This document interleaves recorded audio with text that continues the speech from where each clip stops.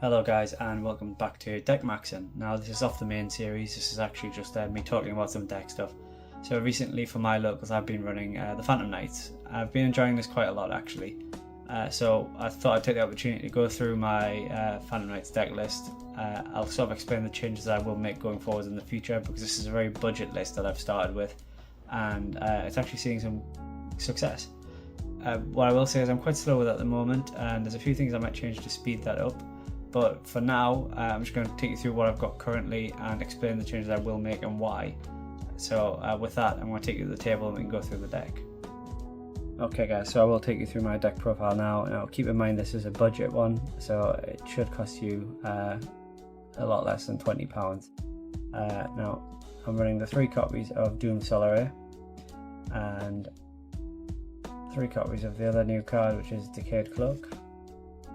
Nice and easy. 3 copies of Silent Boots, an amazing combo extension. You can search these and bring them out to keep things going. 3 copies of Torn Scales, again, an amazing combo extension. 2 copies of Ancient Cloak, it's your search card. I'll probably consider taking this down to 1. I need to figure out what to replace one of them with, but I'll get there at some point. The 1 copy of Ragged Gloves and 1 copy of Stained Greaves. Good cards, but not enough to be running more than one of. In terms of generic monsters, I'm running 3 copies of Fuelos, 3 copies of Ash Blossom,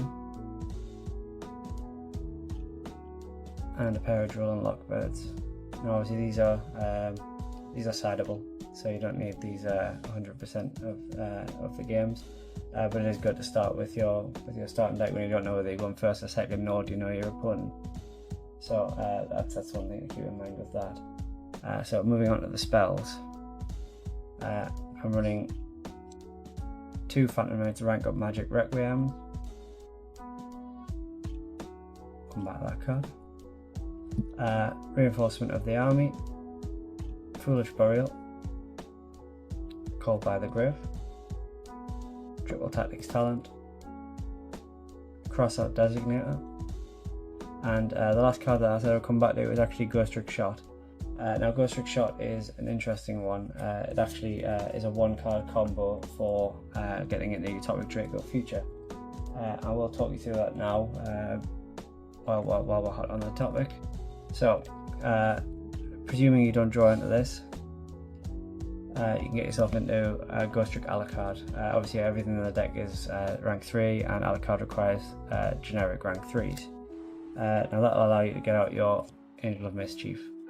You'll remove your Alucard to search out your Ghost Trick Shot, which lets you summon your Alucard back out into your second Angel of Mischief. You'll overlay your Angel of Mischiefs into Utopic Future and then Utopic Draco Future, and that's how that works. Now obviously you won't have the Alucard anymore, but you know, you do get yourself a fair few materials there, which sets you up for a fair few negates, especially because he can't be destroyed by battle or card effect. So as long as you can protect them in some way, which you should be able to with your imperms and such cards as that, you know, you kind of have a decently strong board piece there with a monster negate and steal if they're on the board. So that's the good part of that. It's a little combo I like. I will eventually swap this out once I get some of the other cards I need, but for now it's a good piece of kit. So into the traps, I'm currently running the 2 copies of Umbrage Veil. I'm thinking about taking this down to 1. I need to figure out what I want to replace one of them with, but we'll get to that when we get to it. I'll keep playtesting for now and figure out what I think I need. I'm running the 1 copy of Wing, amazing combo extension. I'm running the 2 copies of Fogblade. It's a really good monster negate because it also stops them from attacking, so you can actually hold things in place, and on top of that you can actually use it on your own monsters if you need to create a board block if they haven't got a lot of removal outside of battle.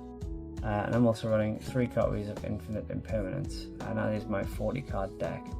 So going into the extra deck now, I am running the one copy of Rusty Bardiche. It's a card I don't use very often, admittedly. I should use it more, but I tend to find that I want to land on Utopia Draco Future more, so I very rarely find room for this. I'm running the one copy of Malevolent Scythe, again amazing for the combo extension, quite useful card. I'm running the 2 copies of Breaksword. Personally, I think it's a great card, helps me to climb into things like Raiders Knight, which can continue to climb further. So I think that's my Phantom Knight part of my extra deck. Now I am also running the 1 Dark Rebellion XYZ Dragon and the 1 Arc Rebellion XYZ Dragon. I will be picking up the other cards soon, so this deck will change, but for now this is what I'm running, and this seems to be working quite well, especially for ending my opponent quite quickly. They can pump out quite a lot of damage, which I think is quite valuable. So for my generics, I'm simply running the 1 copy of AA Zeus, 1 copy of Typhon Sky Crisis, and I'm also running the Shamanite. Now this is an amazing card that goes with the Phantom Knights, especially revolving around the usage of traps and banishing. So Shamanite plays quite well into that. Amazing for combo extension if you need it. And that is my deck for now. If you guys think of anything I could do to change the deck, or maybe some suggestions for what I can actually change in that deck, for the ones I want to change out, please put your suggestions in the comments. I'd love to hear it. I'm always interested to hear some new combos and tactics. Oh yeah, so you will notice that I didn't actually go through my side deck at all, and the reason for that is because the side deck is actually personal to you. It'll be based on whether you're playing, whoever you're playing against. If you're playing against your friends, you'll know what your friends are playing.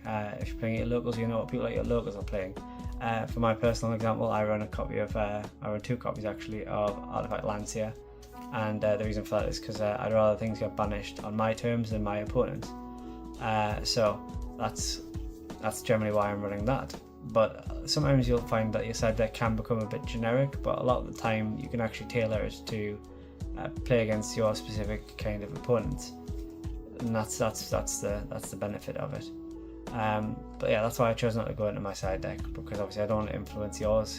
You guys know what you'll be playing against, and that's why I've left it out.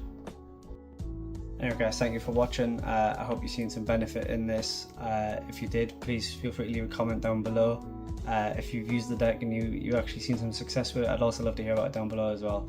And if you want your deck to be featured on Deck Maxing, email it in. I will leave the email in the description. I'd love to work on your guys' decks, so yeah, please just send them in, and I'd be more than happy to work on them and see what we can build with it. Thank you for watching.